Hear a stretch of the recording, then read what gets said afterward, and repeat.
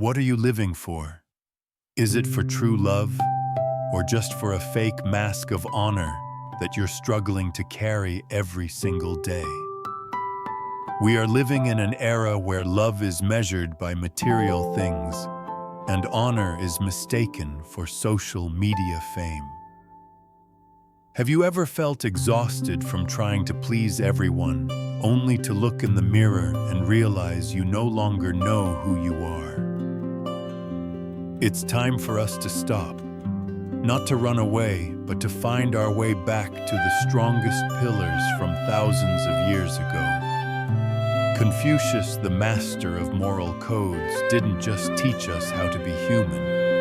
He left behind the codes to rescue our souls from this chaos. In today's video, I'll join you in analyzing 20 immortal teachings of Confucius on love and honor. But we won't just talk theory. I'll peel back the layers of meaning behind them from a modern perspective. And most importantly, at the end of each part, I'll give you specific practical exercises to apply to your life right away. Don't leave yet, because quotes number 10 and 18 might completely change the way you've looked at vulnerability and self-respect all this time. Let's begin the journey of finding our true selves right now.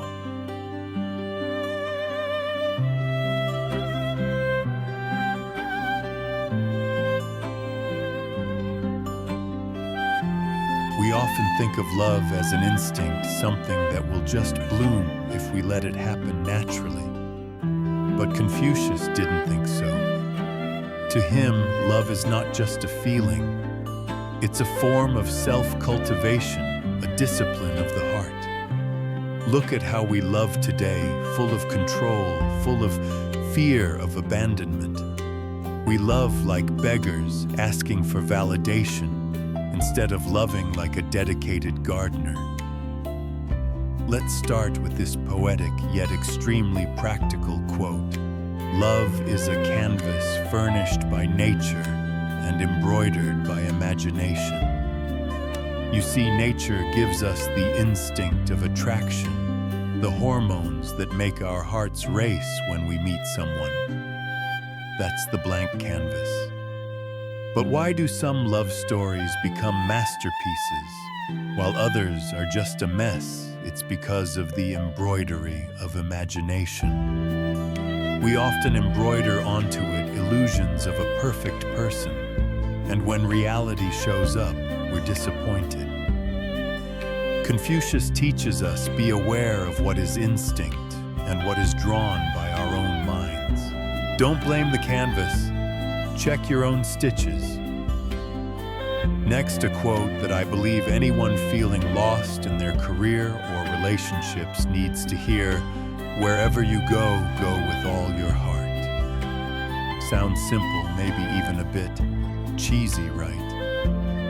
But be honest, when was the last time you were truly present on a date without checking your phone? When was the last time you did your work without glancing at the clock, waiting to go home? Confucius isn't telling you to do great things. He's just telling you to do everything wholeheartedly. In Stoic philosophy, this is equivalent to focusing on the now. If you are there, but your heart is elsewhere, you are wasting your life. Now let's touch upon a more painful truth through the sage's question. Can there be a love which does not make demands on its object? This quote is like a splash of cold water on the so-called unconditional love we often dream about. Confucius was a realist. He admitted that every relationship has expectations. The subtle point here is, what do you expect? Do you demand they make you happy, which is selfish, or do you expect them to become a better version of themselves, which is benevolence? Understanding this, you'll resent them less when they don't do exactly what you want, because you understand that love is an exchange of moral values, not a business contract for emotions. And here is the definition of the highest form of love. To love a thing means wanting it to live. Let's pause for a moment on the word live. Living here isn't just biological existence. It's the blossoming of talent, the freedom of the soul. If you use the name of love to stifle someone, to force them to give up their passion for your selfishness, that's not love. That's possession. Confucius reminds us, true love is a nourishing energy that helps the other person reach higher, not a rope that pulls them down to fit your eye level.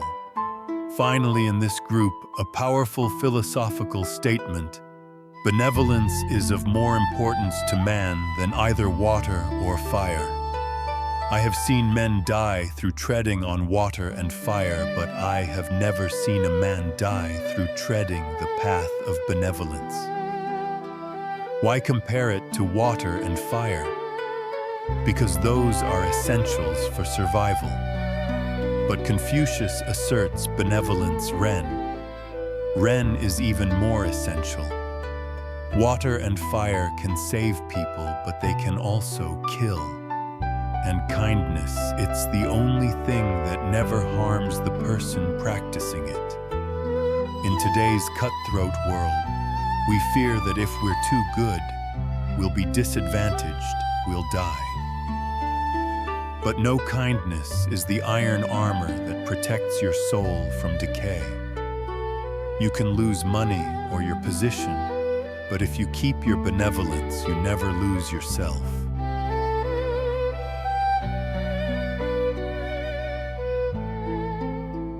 Practice exercise. 3 days of heart purification. Theory without practice is just dead words. To truly soak up the spirit of Confucius into modern life, I want you to do these 3 small exercises this week. Absolute presence. Exercise. In the next 24 hours, choose just one task, maybe eating a meal or talking to a loved one. During that time, absolutely no phone, no thinking about what's coming next. Practice the quote, "Wherever you go, go with all your heart." Observe how your emotions change when you give your whole heart to that moment. 2. Watering the plant. Exercise. Think of someone you love. Instead of demanding they do something for you, ask yourself, what can I do to help them live more strongly today? It could be a simple compliment on their effort or supporting a small hobby of theirs. That is, to love a thing means wanting it to live. 3. Mirroring the embroidery. Exercise. When you feel angry or disappointed with your partner, take a piece of paper. On one side, write the facts of what they did. On the other side, write what I imagined, added myself. You'll realize most of the pain comes from the fact that you embroidered by imagination way too much. Love is not a destination. It's a process of self-training. But if love is the wings, then honor is the feet that help you stand firm on this ground. In the next part, we will enter a harsher territory where self-respect and dignity are tested through the sharp teachings of Confucius. Don't look away, because what's coming next will help you answer the question, how do I live a life with my head held high?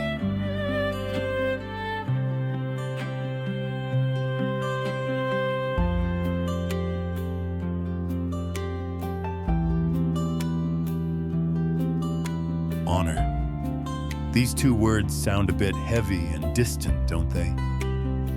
In a world of likes and virtual praise, honor seems to have been turned into a piece of jewelry for display. But for Confucius, honor isn't something others give you. It's something you build from within.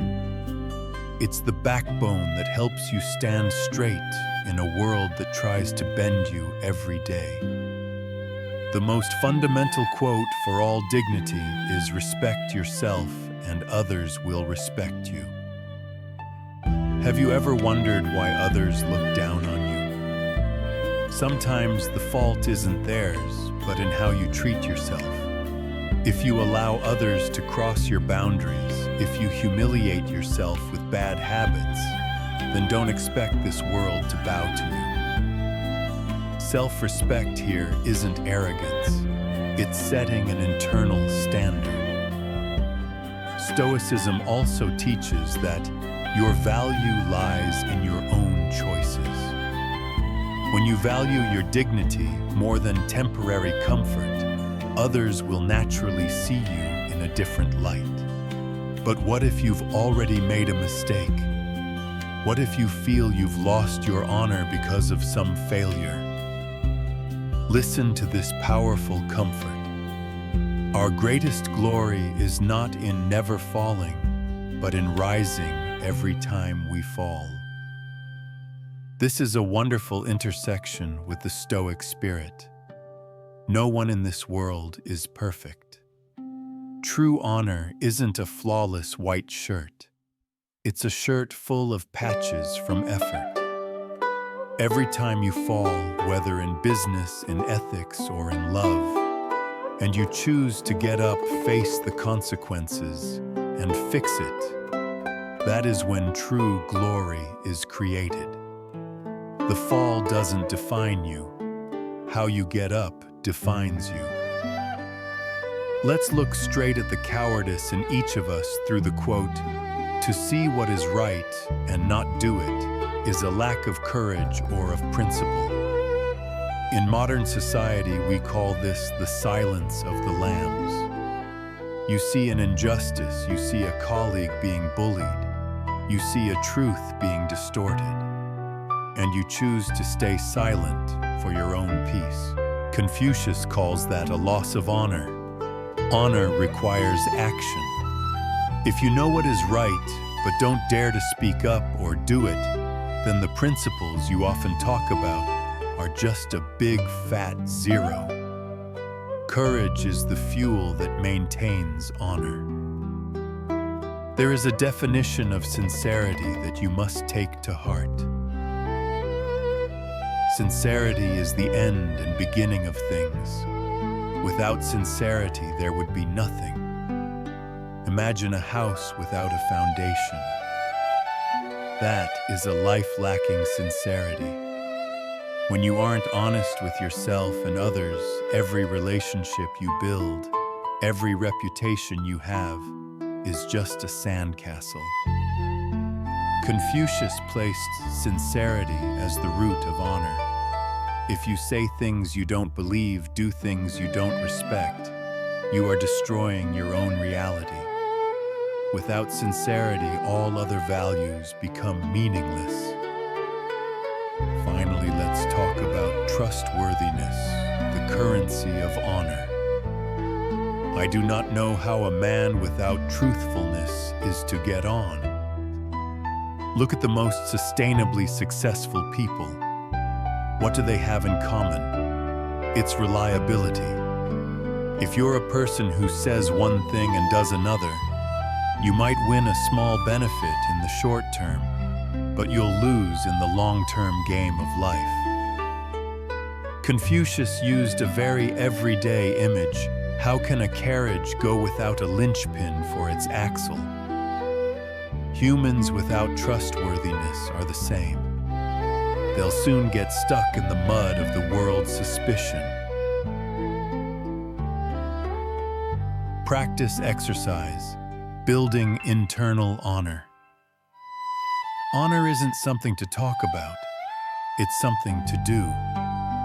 To practice self-respect and honor according to Confucius's teachings, I challenge you to do these 3 tough exercises this week. Ironclad promise. Exercise. This week, don't promise anything you aren't 100% sure you will do, even something small like, "I'll call you back." If you've promised, do it at all costs.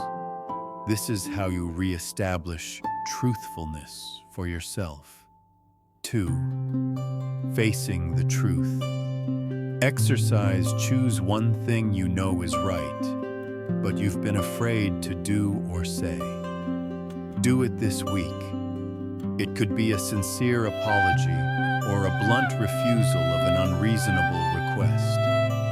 Train your courage. 3. Restoring glory. Exercise. Write down a failure or a past mistake that still haunts you. Instead of wallowing in shame, write down 3 specific actions you can take right now to fix it or learn from it. Remember, rising every time we fall is the true glory. When you have a heart that knows how to love and a solid backbone of honor, you're halfway to becoming a superior man, Junzi. But reality is even harsher than that. How do you maintain these values when you're surrounded by petty people and the temptation of comfort? That's when we need Group 3, the virtues of the superior man. Keep going with me because the next part will be the mirror, reflecting the real person inside you. Chào bạn, đây là bản dịch tiếp theo cho phần 3, phần 4 và đoạn kết outro. Tôi vẫn duy trì phong cách dịch thuật rõ nghĩa bám sát nội dung gốc và sử dụng văn phong trò chuyện tự nhiên để phù hợp với định dạng video.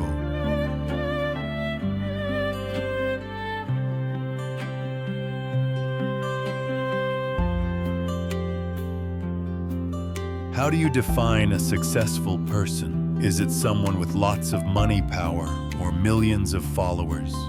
Confucius had a completely different yardstick. He divided the world into 2 types of people, the superior man, Junzi, and the small man. The difference between them doesn't lie in their wallets, but in the operating system of their minds. Let's look at the next 5 quotes to see which way you are running your life. The first difference lies in the purpose of living. The superior man thinks always of virtue. The common man thinks of comfort. This quote is a real slap in the face to today's self-indulgent lifestyle. The small man or the mediocre person always asks, "Will this make me comfortable? Is it fun? Is it easy?" Meanwhile, the superior man asks, "Is this right? Is it good for my character?" Stoicism calls this the choice between hedonic temporary pleasure and eudaimonic lasting happiness from virtue. If you only choose comfort, you'll stay stuck where you are. Only when you choose difficult but right things does your character truly bloom. The next quote is the key to self-mastery. What the superior man seeks is in himself. What the small man seeks is in others. This is the mindset of a warrior. When trouble hits, the small man immediately points fingers. It's the boss's fault, the wife's fault, the economy, or just bad luck. They look for an escape from the outside. In contrast, the superior man looks inward. What did I do wrong? What can I improve? When you seek answers within yourself, you hold the power over your life.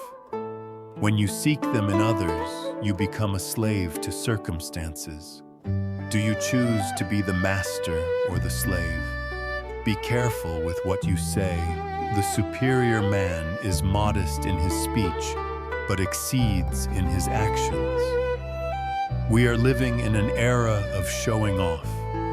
People brag about projects they haven't started and successes they haven't achieved. Confucius teaches us, don't talk about what you will do. Let the results speak for themselves.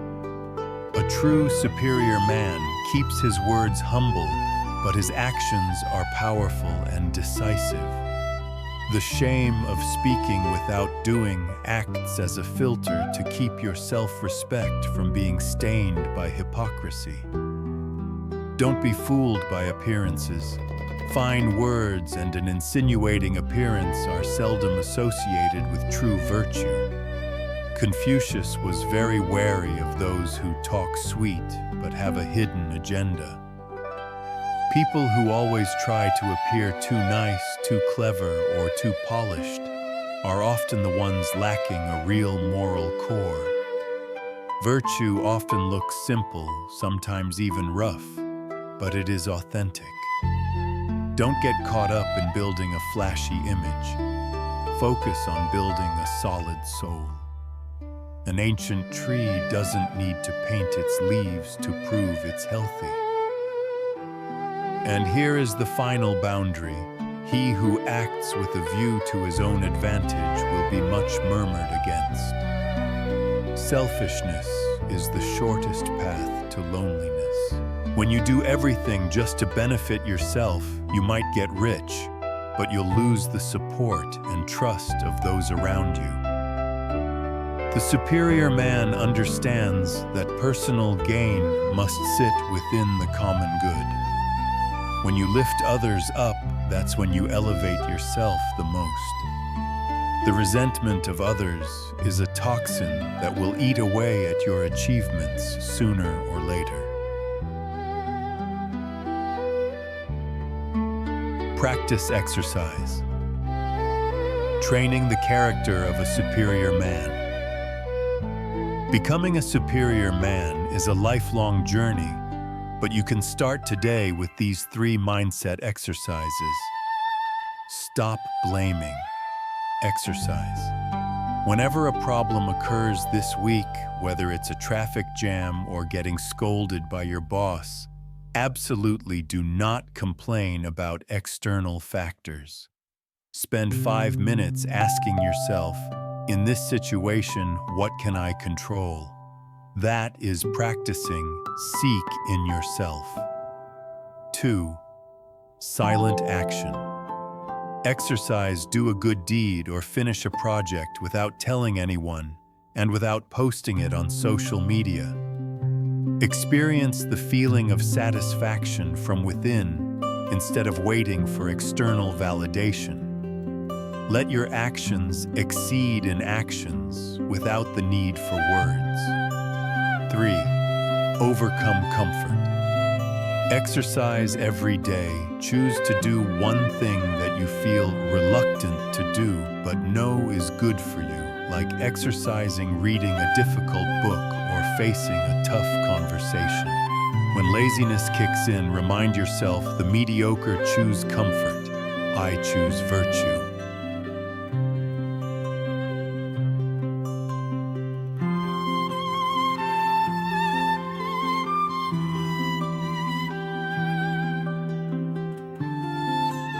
In life, the hardest thing isn't defeating an enemy, but living among others without losing yourself.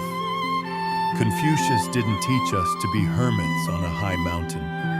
He taught us how to engage with the world. How do you deal with bad people without becoming ugly yourself? How do you look in the mirror every morning without feeling ashamed?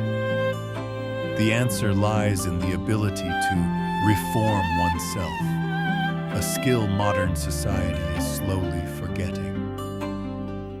Let's start with the golden rule of humanity. Do not do to others what you do not want done to yourself.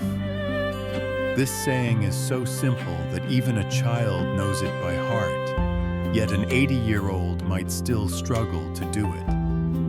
Before you drop a mean comment online or before you deceive someone who trusts you, stop for a second and put yourself in their shoes. Stoics call this rational empathy. If you don't want to be betrayed, don't betray. If you don't want to be judged harshly, be more tolerant of others. This world is a mirror reflecting your own behavior. Regarding mistakes, Confucius has a perspective that is extremely strict, yet liberating. If you should make a mistake and not correct it, this is called a mistake. You see, a slip-up is not the end. In the journey of being human, falling is natural. But the real mistake, the real stain on your honor is stubbornness. When you know you're wrong but still argue for the sake of it or pretend it doesn't exist, that's when you truly fail. The wise see mistakes as tuition fees. The foolish see them as a burden and try to hide them with even bigger mistakes. How do you keep improving? Use others as a mirror. When we see men of worth, we should think of equaling them. When we see men of a contrary character, we should turn inwards and examine ourselves. Instead of being jealous of successful people, turn them into a goal to strive for. And more importantly, instead of spending time criticizing bad people, use them as a wake-up call. Do I have the same bad habits as them? A superior man sees a lesson everywhere, from a saint to a thief. This world is a big school, and everyone around you is your teacher. Be careful with your social circle. Have no friends not equal to yourself. This might sound discriminatory, but it's actually a warning about energy. You are the average of the 5 people you spend the most time with. If you surround yourself with people who are lazy, complain a lot, and lack ethics, it will be very hard for you to hold your ground. Equal here doesn't mean rich or poor. It means the stature of the soul. Befriend people who can pull you up rather than those who only try to drag you down into the mud of mediocrity. Finally, remember the 5 keys to opening the door of perfect virtue.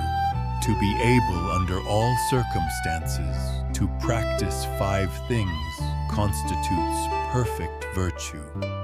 These 5 things are gravity, generosity of soul, sincerity, earnestness, and kindness. Confucius repeats it once more, under all circumstances. This means both when you are at the top and when you are at the bottom. Respect for life, generosity toward others, honesty with yourself, diligence in work, and kindness toward all things. This is the greatest spiritual will he left behind. It won't make you rich overnight, but it will help you become a person who cannot be knocked down by any storm. Practice exercise, the art of self-adjustment. To end this journey, I want you to perform these 3 practical self-reform exercises. Character mirror exercise. At the end of each day, write down 1 bad thing you saw in someone else.